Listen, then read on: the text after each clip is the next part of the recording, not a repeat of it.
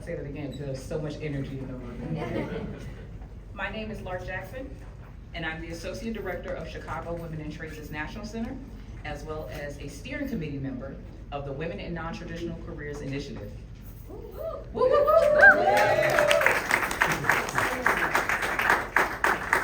I'm really glad that each of you could join us today, because today feels pretty special. As tradeswomen, construction and manufacturing industry stakeholders, local, state, and federal agencies, labor leadership, elected officials, and community-based organizations are all joined here today to celebrate an opportunity that lies ahead of us to ensure that skilled trades jobs in our city are filled with the most diverse and dynamic talent pool. At Chicago Women in Trades, we understand that having a diverse talent pool means you are getting a variety of skill sets, aptitudes, individuals who approach their work with a unique lens of problem solving, and we know that diversity should always be viewed as an asset, not a liability. The Women in Non-Traditional Careers Initiative, a Philadelphia-based program that supports women entering the skilled trades. Sorry, I'm human. Thank you. I love affirmations. Okay, so let's start it over. The Women in Non-Traditional Careers Initiative, a Philadelphia-based program that supports women entering the skilled construction, manufacturing, transit, and utilities industries, is a prime example of this. Created in the summer of 2018 by Philadelphia tradeswomen and tradeswomen advocates, through funding from the Women's Bureau's Women in Apprenticeship and Non-Traditional Occupations Grant, and with support from Philadelphia Works, WINK started as a trades career awareness program. Because unfortunately, women often don't know these career pathways exist, let alone see themselves reflected in this work.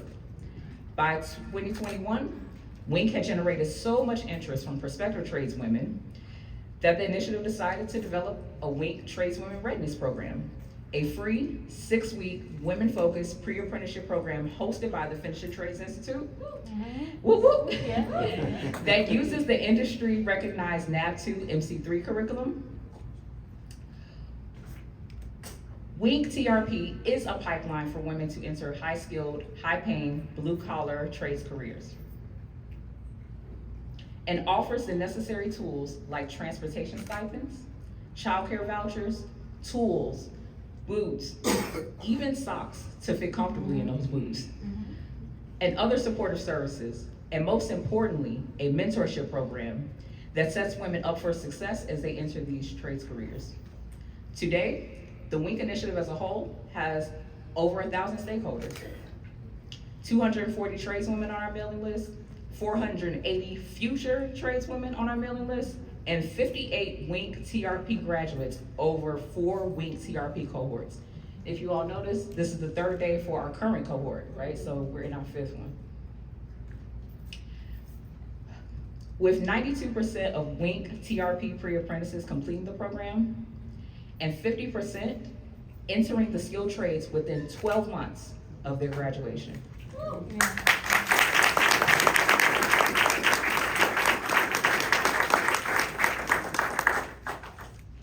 The WINK initiative understands it's not enough to just focus on the supply side of these industries though. There has to be an equal effort on the demand side to make sure that project owners, contractors, subcontractors, employers, and registered apprenticeship programs are given adequate training to create safe and respectful workplaces and learning environments free of harassment and discrimination for all workers. WINK's Tradeswomen Building Infrastructure Initiative accomplishes just this, as WINK now offers free training to those industry stakeholders on anything from best practices to outreach and recruitment, to best practices in retention models, to bystander intervention, so you can safely intervene if you witness poor behavior on a job site, right? Sometimes it's not always safe. WINK has taken a holistic approach to ensuring more equitable opportunities for women to enter and thrive in the skilled trades in Philly. And each of you here today share a similar goal of making sure our city capitalizes on its rich talent pool. With historic infrastructure investments on the table, We have not only a fiscal, but more importantly, an ethical responsibility to make sure that the workers out there on those job sites are the residents that make our city so vibrant, strong, and resilient.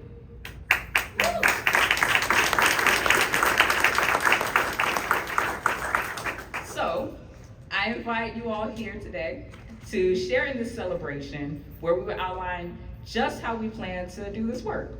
And I want to thank each of you in this audience for your commitment, as well as our guest speakers today, for bringing this vision to life. Thank you.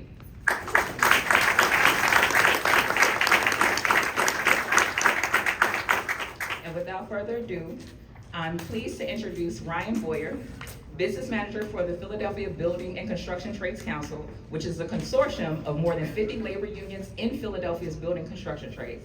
Give him a round of applause.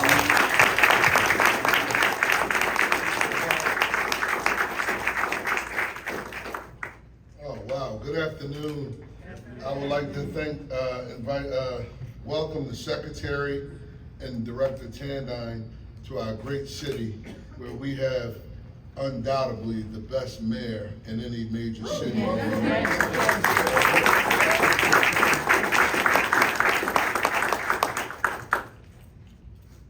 Lark was very eloquent in the way she spoke. I am going to be a little more colloquial because we're in Philadelphia and we're in Northeast Philly, so I can cut off my R's when I say water and all that. I just want to keep it real. The Biden-Harris administration has been the most pro-worker, pro-union, pro-equitable growth administration in the history of the United States of America.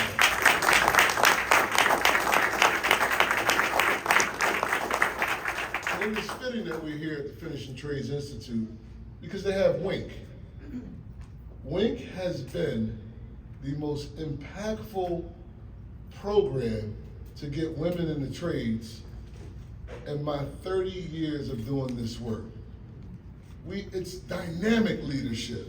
Erin Hoffman and what she does with the young ladies that come through this door, how she recruits them off bus stops, how we reskill them, and we recruit people that are currently working in low-paid, low-wage jobs so that they can upskill, so that we can create the dynamism in this economy.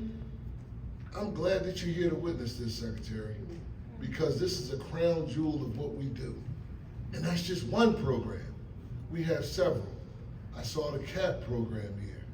They've been around filling the gaps when no one was here, when construction wasn't plentiful.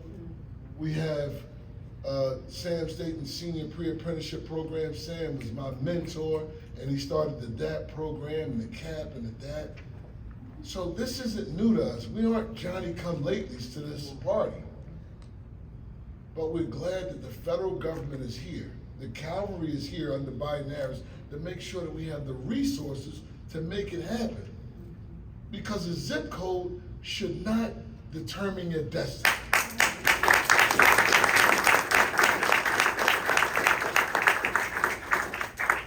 So we need partners in the city like Pat Clancy at Philly Works to understand that we have to lift up the lease of these so that we can make these jobs intentional.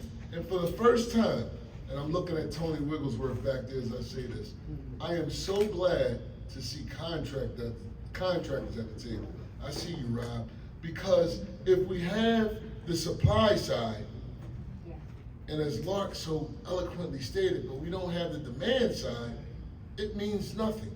The worst thing you could do is to train a person, tell a person that you have something for them, and then at the end you can't live up to your promise. At the Philadelphia Building Trades, we will never train someone for a job that isn't there.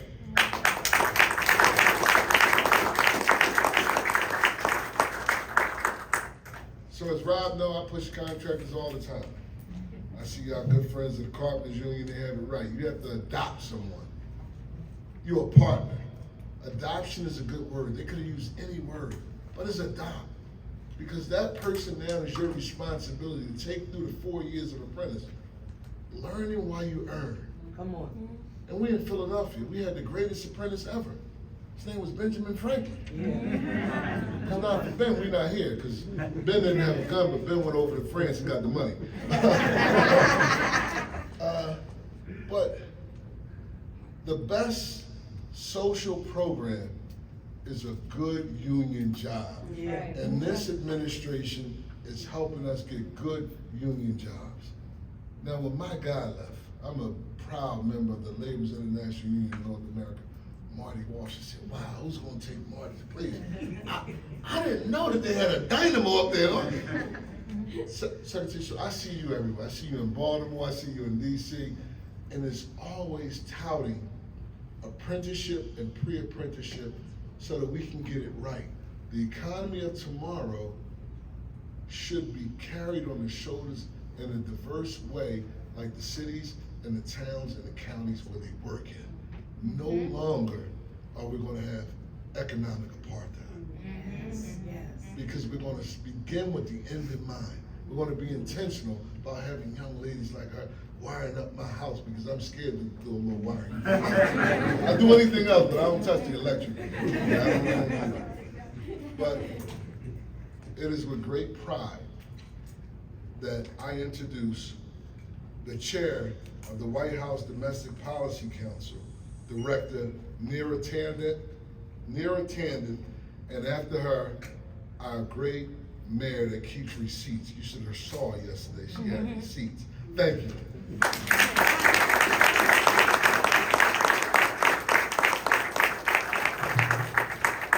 Good afternoon, everyone. I have the great misfortune of speaking after Ryan, who is a tremendous leader, and I have to say, he just fully captures why we're here today. We really see in the Biden-Harris administration that we are at a unique moment in time. As he said, I'm Neera Tandon, I'm the chair of the Domestic Policy Council, and I'm here because we oversee workforce development with Secretary Sue, who is an amazing leader on these and so many other issues. And she has been a visionary leader for really ensuring that we maximize the potential of this moment.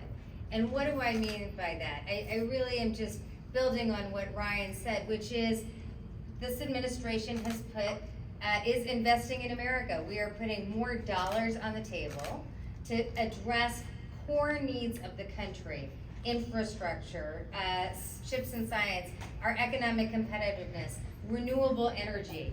These are important goals, but we know, as Ryan said, we will not meet these national goals unless we have the workforce to do it. And most importantly, in this moment, we have a shot to ensure that we do what we really have never done before, making sure every single American, people who have who've never seen themselves in these jobs, in these construction jobs, in this moment, take the opportunity to have these jobs, these middle-class jobs, these jobs with dignity, as the president will say. And that is up to all of us. And that's why I am so incredibly excited to be here at this location where there's so many training opportunities, but fundamentally to learn from this WINK program, where it's exactly what the president has envisioned. We put resources on the table, but we make sure those dollars are providing training, real opportunity to people who've never been in these jobs before, to have that, sense of hope and opportunity. A real sense of, what is a job? What is a middle-class job? It is a sense of security, hope, optimism, that you can take care of your family and your future. And it gives you that sense of dignity. And that is why when we didn't just put these dollars on the table, we didn't just pass the bills in Congress. We've had a coordinated, intentional program to ensure that we have the workforce programs, WINK, and so many others, the apprenticeship programs, that just don't replicate the status quo. So we don't just make sure we do what we did before, but through outreach, through role modeling, we make sure that people who never seen themselves in these jobs finally do. And I want to just say how grateful I am to be here and have learned from so many leaders who are stepping up for this moment, doing more outreach, ensuring that you are engaging communities that have never been part of these trades before, thinking about how we're doing support services for Yes. women, support services, Yes. childcare, Yes. other forms of care, so that we actually are able to ensure women can take the time off to learn the skills and then have the job at the end of the program. But I also want to just say a special shout out to the job creators here as well, because we know that apprenticeships don't work, and you will definitely not ensure that you are getting people from underserved communities unless there is a job at the end of the training. Because people don't have the resources to just come out of the workplace unless they know there's a job there. So that's what's been vital to this program, and it's been phenomenal to hear about the apprenticeship models here and the training here where there's 100% job placement. That is phenomenal. We have 100% job placement.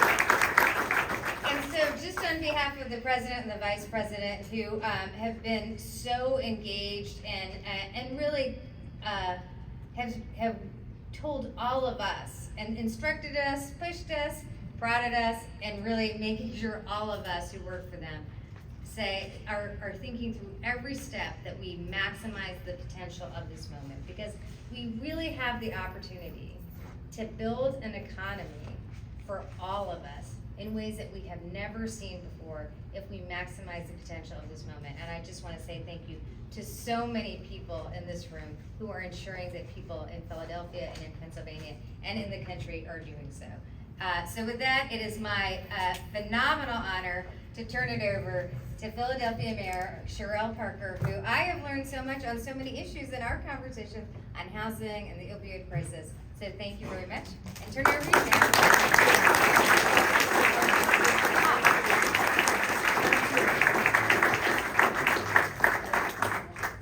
Director Tandon and Secretary, so it's an honor and a privilege to have you all here in our great city of Philadelphia. And to Lark, thank you for reminding us in detail, in essence, that you literally can't be what you don't see. What you don't know is access to an opportunity, because for one reason or another, being a member of the skilled trades has not been something that is standard operating procedure in your life, in your family, in your network. The Philadelphia building trades and the carpenters. I'm so excited to be here with you and to see all of you here on today, because our continued partnerships and work with programs like CARP and CAP and WINK and the Sam Staten Apprenticeship Program and our Workforce Investment Board leader, Pat Clancy, allows us to lay to shame in a very tangible way anyone who affirms that we are not moving forward in a progressive way in the city of Philadelphia to make sure that access to the skill, the living wage, the health care, and retirement security that is offered by being a member of the skilled trades is available to anyone who is interested in putting in the hard work to make it happen. Give our building trades a huge round of applause.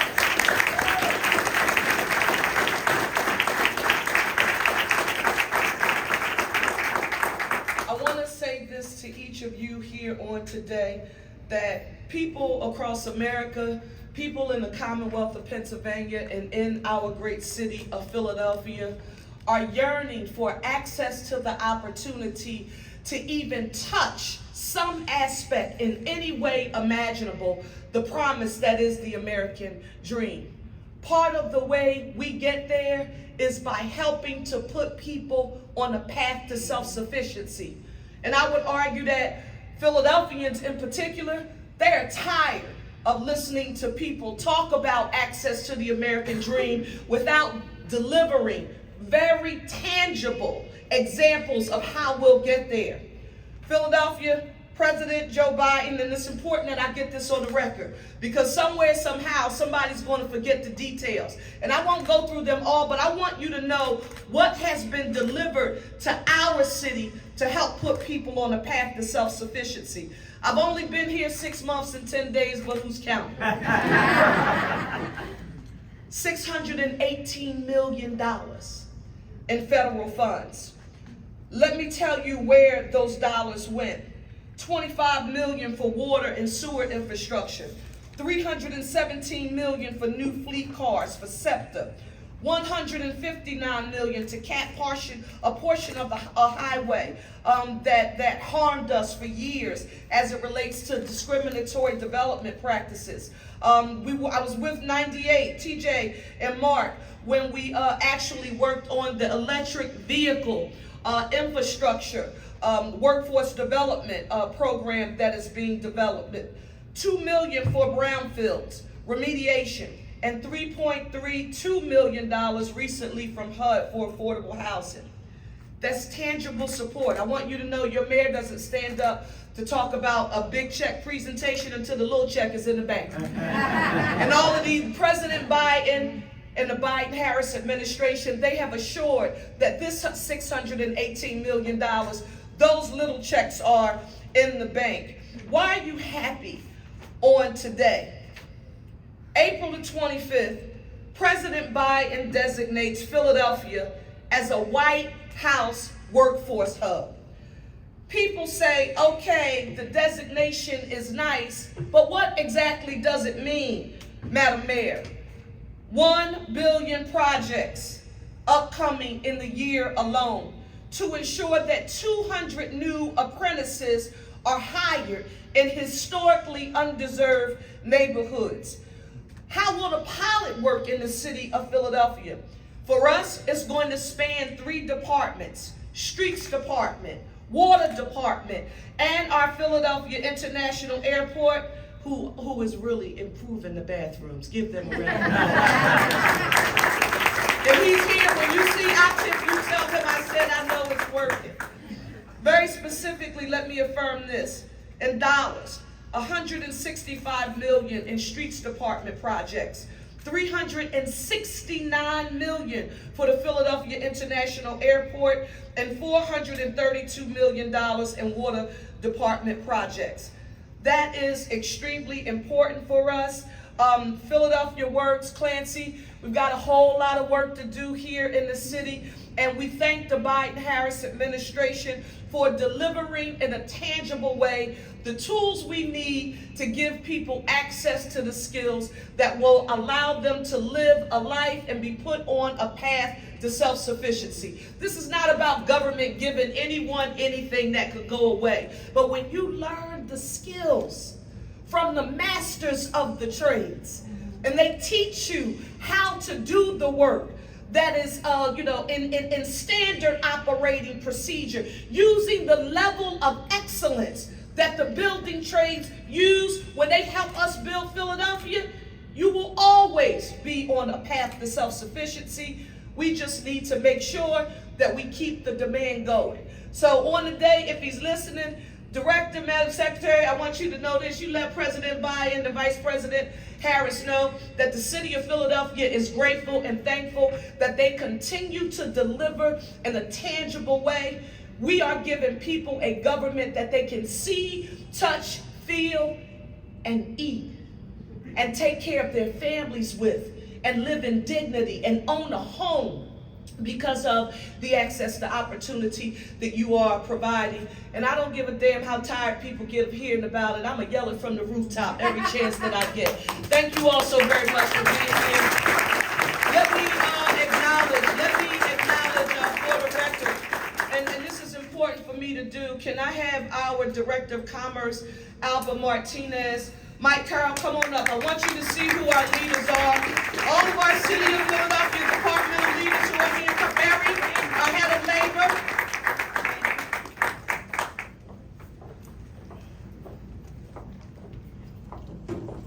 There is no great leader who gets anything done alone. When you heard me talking about those pots, those dollars amounts, and those departments, these are the men and women who are working to get it done, and the one who is directing everybody on where to stand. She left the White House to be with me. I take my orders from her. I just want you to introduce yourselves, Pierce, so people will know who you are. Sure. Alba Martinez, Commerce Director. Such an honor to be here. And thank you for your support. I'm Stephen Giglio, I'm the Director of Labor for the City of Philadelphia, and definitely thank you for your support, and we're going to do all the work that we can to make this a success. I'm Mike Miller, I'm the Deputy Managing Director for Transportation Infrastructure. I want to thank everybody from the White House, of course everyone for labor, and of course our contractors, as you said, are creating jobs for everybody in this region. Thank you. Hello everyone, Kristen Del Rossi, Streets Commissioner. Thank you for the money.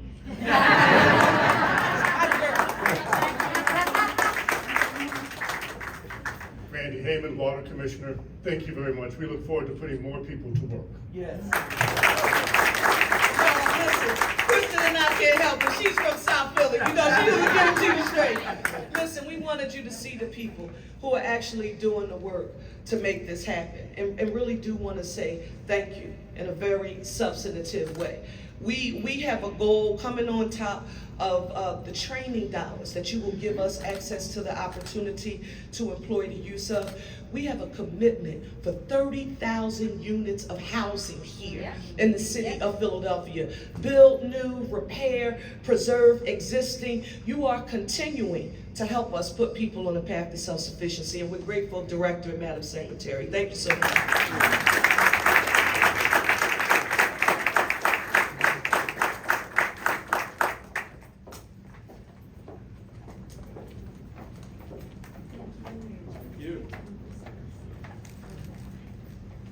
Thank you so much, Mayor Parker, for your commitment to advancing workforce opportunities through the city's procurement policies, as well as your team.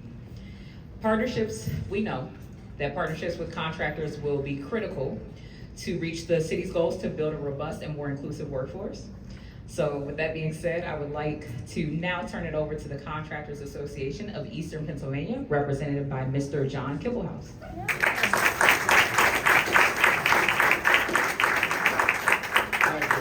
Be here. Boy, after that lineup, I don't know who made that lineup. Put me first, and then the important ones in later. So, yeah, I'm not a big public speaker, so you know, stick with me here. And I'm just a poor contractor, so I couldn't even afford a notepad. So, as she had said, I'm John Kibblehouse Jr., Secretary Treasurer of Haynes and Kibblehouse. We are a heavy and highway contractor, office based in the Philadelphia Naval Unit. We have 350 employees, somewhere around there, and been in business for over 55 years. So thank you again for inviting me. Haynes and Kibblehouse is also the founding members of the Contractors Association of Eastern Pennsylvania, generally known as the CAEP. Currently I serve as president of the CAEP board.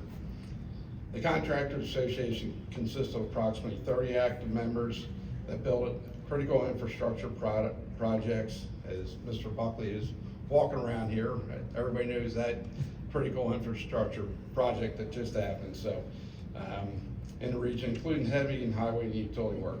Along with 30 active members, there are over 100 associate members consisting of subcontractors, suppliers, bonding and insurance companies, consulting companies, accountants, and many others.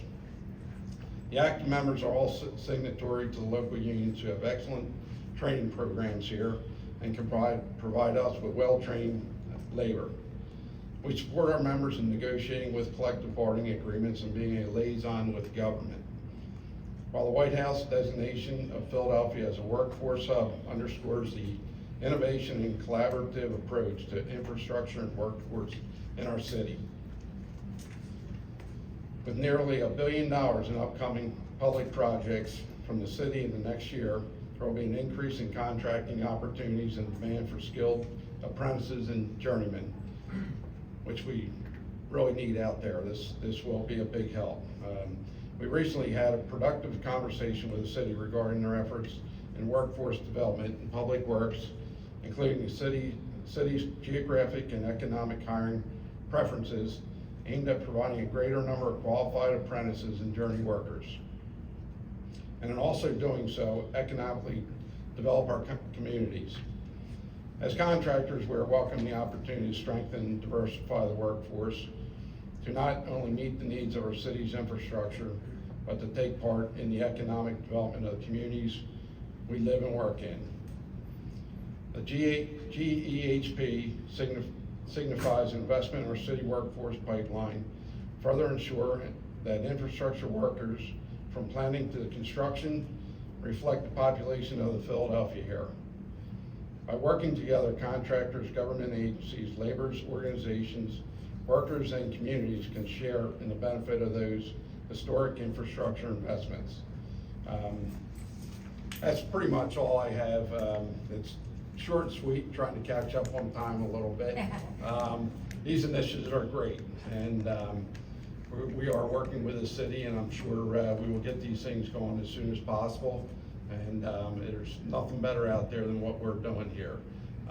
Again, we appreciate your help for what you have done for us, and also somebody said the money that came in. So, but, thank you very much, and appreciate being up here, and thank you.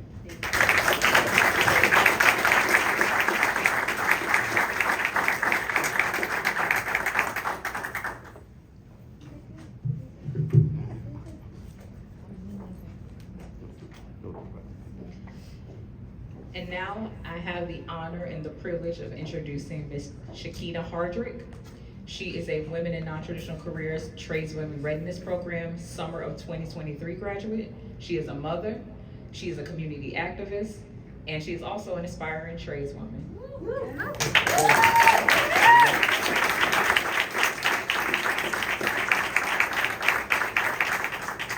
Good afternoon, everybody.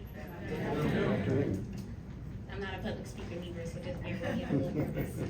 I'm Shakina. I'm a 32-year-old single mom. I'm from North Philly.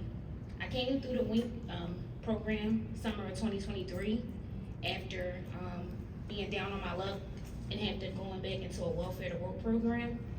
I was hopeless. I felt like I had failed myself and failed my child. It was hard. But during one of the work ready boot camps that we had at the Northwest Career Link, I met Ms. Tarika. She's actually a FTI director here for the Glazers Trade Union.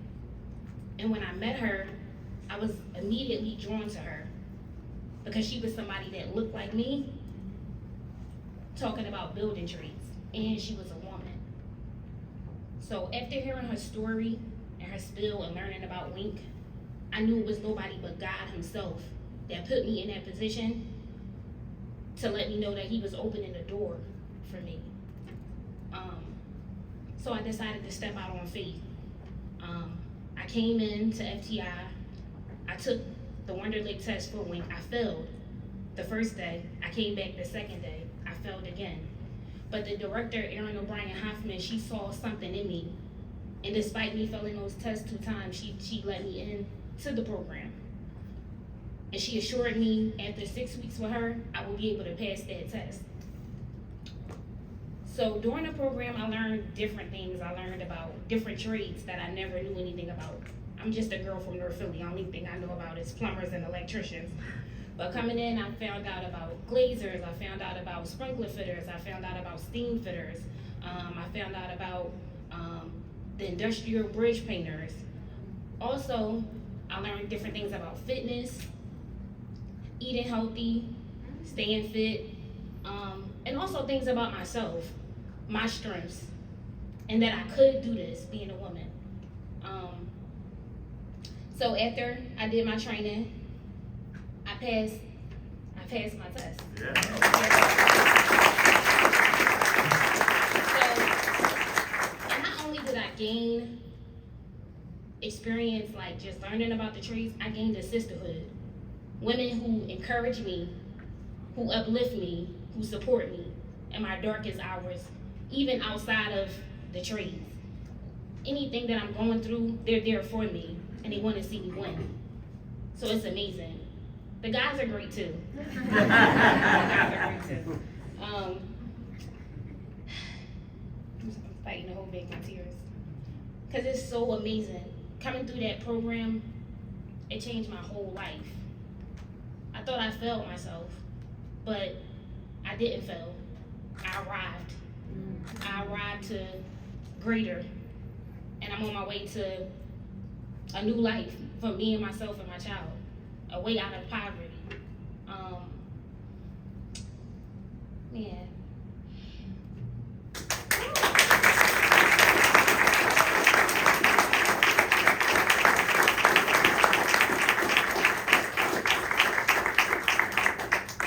I'm so happy that I took this opportunity and this chance.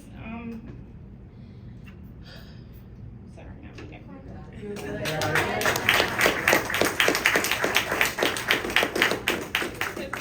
It's an amazing opportunity for women, and not just women, anybody that want to come in and put the work in and do the hard work. It's an amazing opportunity. It has given me so much confidence. I walk with my head a little higher now.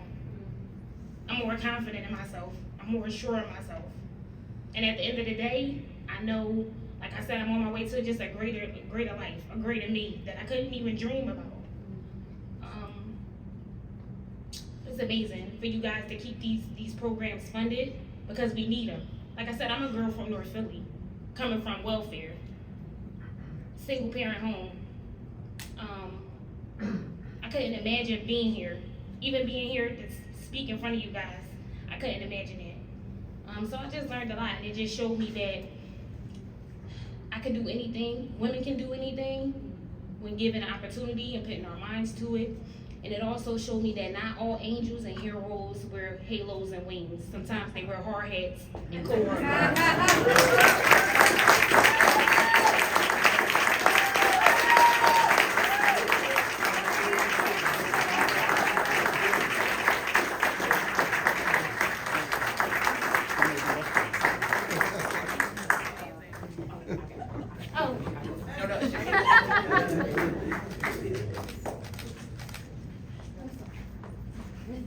Sorry guys, I got a little nervous. I want to introduce, and it's my inaugural honor, and I'm super excited to introduce to you guys the Acting Secretary of Labor, Ms. Julie Snoop.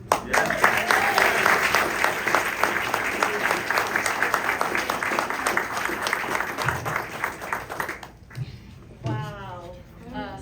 Thank you all for being here, and let me just say thank you to you, Shakina. The only thing I want to correct about what you said was that you are not a public speaker. I think everyone in this room, I think we could all sit here and listen to you tell more of your story, and I hope you will continue to do that. I saw you do that just off the cuff to the new cohort of WINK participants. And we will also continue to tell it because you are why we do what we do, and you certainly prove that we should just keep at it because your story is just so incredible. So thank you very much. And I don't know if Brother Ryan is still in the room, but I want to thank the building trades. President Biden is investing in America, and the building trades are building it. So thank you for all that work.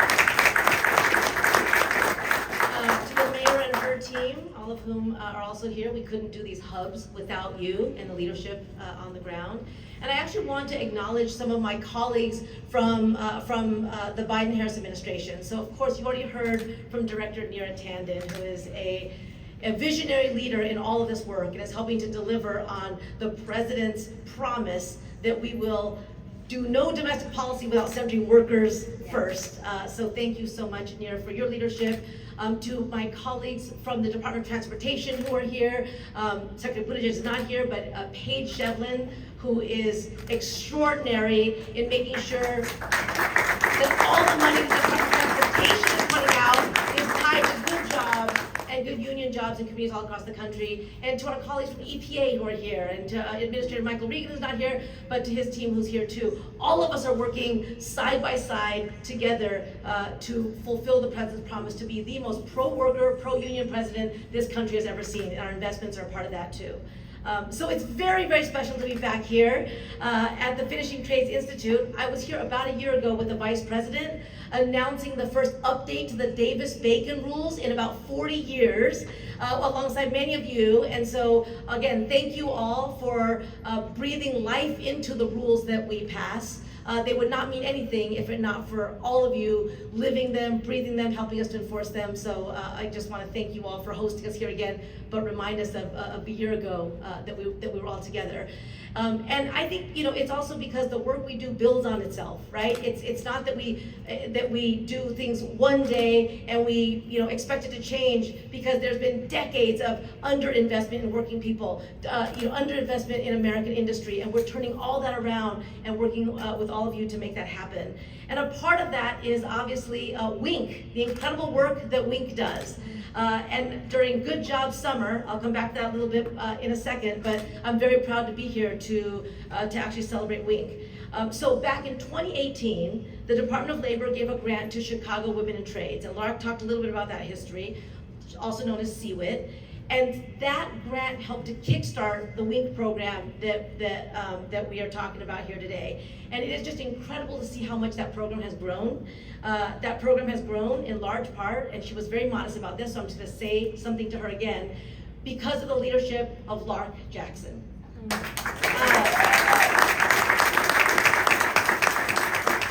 this is how women get it done. Quietly, with energy, with vision, doing all the work behind the scenes to make sure that a program that is just an idea when you started here is now delivering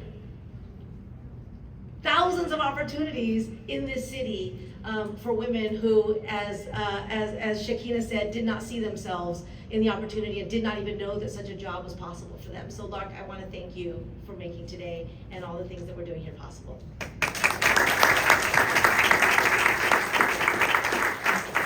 So when I think about CWIT, I've been to visit a few times, and I've met many of the women who, like Shakina, are now doing jobs in their communities that they did not see themselves in. Women like Jazz Allen, who after incarceration had a hard time finding a good job until she got to CWIT. And now, today, Jazz actually helps to run CWIT, a perfect sort of, you know, giving back story.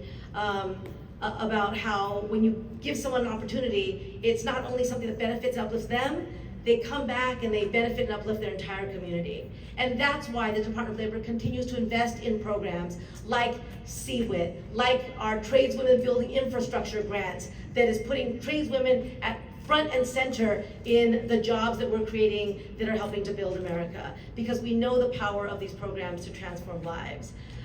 And you all are building the future right here in Philadelphia. So before I talk a little bit more about the future, I just want to say one thing about where we came from, because it's important to know how far we've come to look at where we were. So just before President Biden came into office, let's just take ourselves back to about 4 years ago, we were in the midst of a global pandemic with no national strategy to address it. And unemployment rates were extremely high. And when we went to the store, we didn't know if we'd be able to find toilet paper. Everyone remember panic buying, empty shelves? That is not what we have in this country anymore.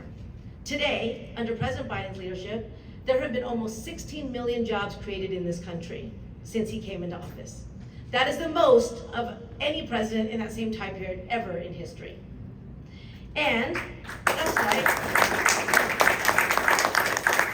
the unemployment rate has now been the lowest for the longest stretch, basically in my lifetime, since Neil Armstrong stepped on the moon.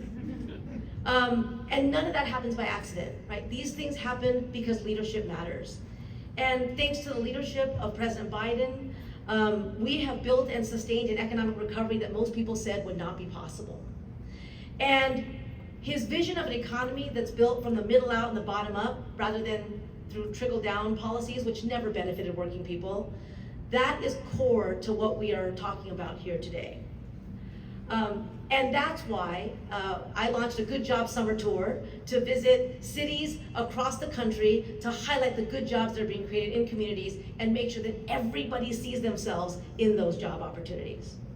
So remember something else from 4 years ago or so, the promise of an infrastructure week that never happened. Do y'all remember the punchline that it became? Well, we made it real. And under President Biden, we started investing in America again, and we are now at the beginning of an infrastructure decade.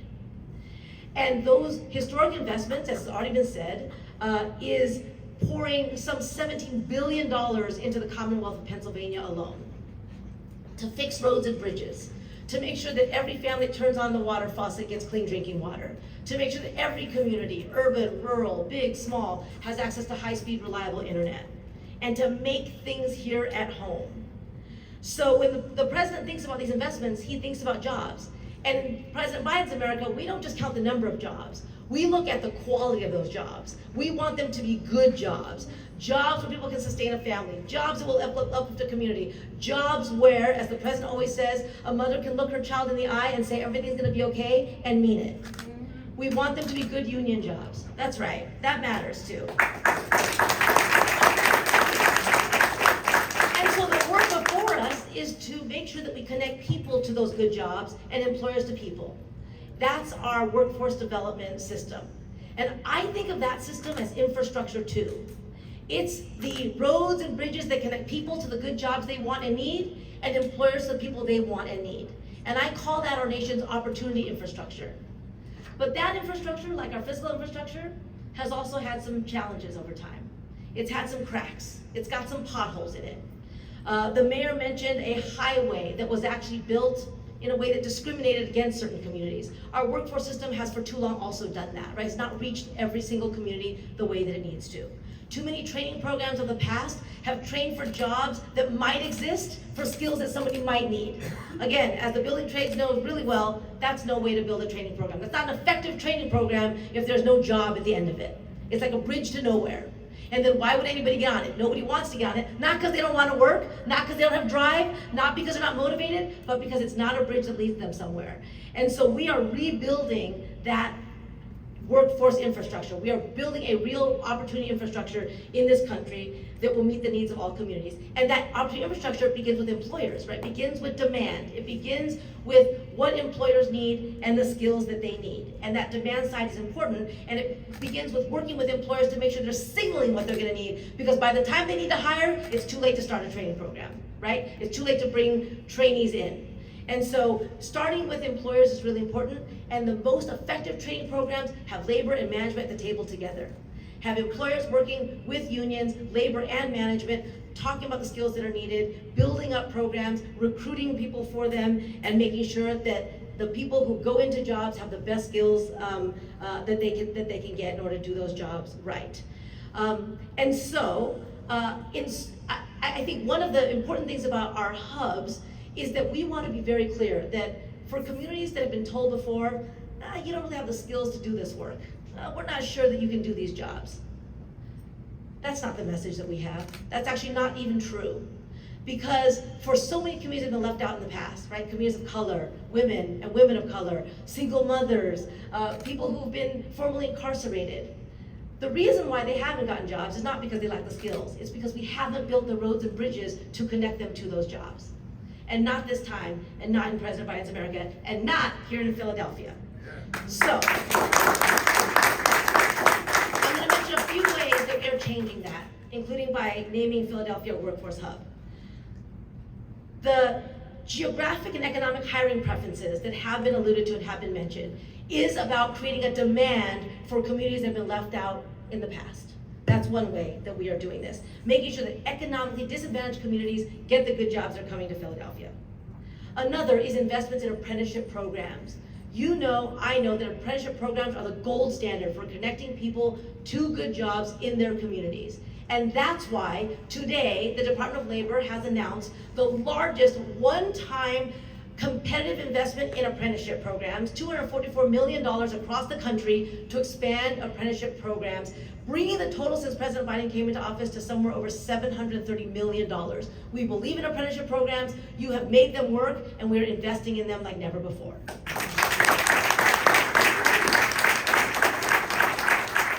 third way we're doing this is you've heard President Biden say that when the federal government invests, we can crowd in private investments. We can get the private sector to believe, to come in, to put money in. And that has happened in the Investing in America agenda. It's also happening with the opportunity infrastructure. And so through the nonprofit Everybody Builds, which is a nonprofit built by contractors, by developers, and by unions, there is now money through the Construction Trades Career Fund with support from JP Morgan Chase to provide those supportive services that we've already heard of. Childcare, transportation. Again, people are not missing out on jobs because they don't want to do them. They're missing out on them because they can't get to and from them. They're missing out on them because women still bear the primary responsibility for childcare and other kinds of care because they don't have the childcare infrastructure to support them. So supportive services to make sure that people can succeed in jobs and get to job training programs is really key, and that is also happening right here now in Philadelphia.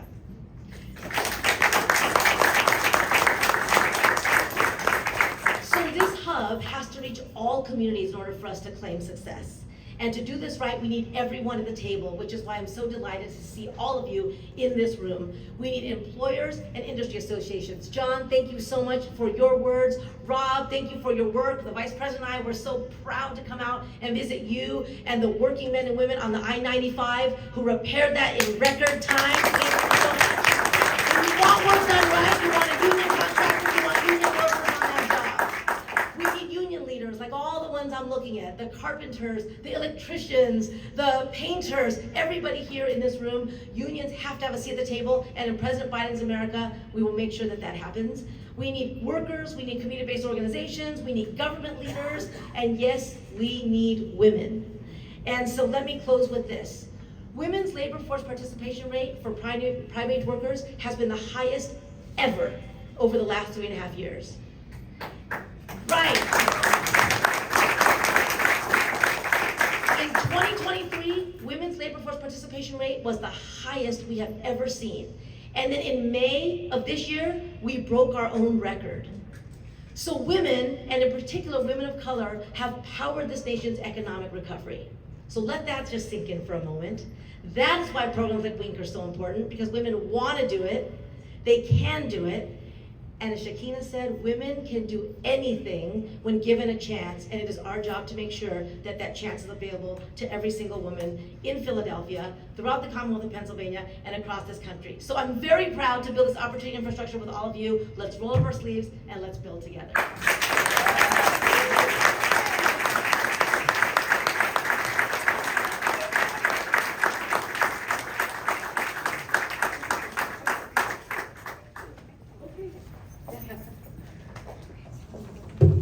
Thank you all for joining us today. That wraps our program. We're just going to ask a few folks to come to the front, including our trades folk, to take a few photos, and then Department of Labor regional staff to come forward to take photos with the acting secretary. Thank you.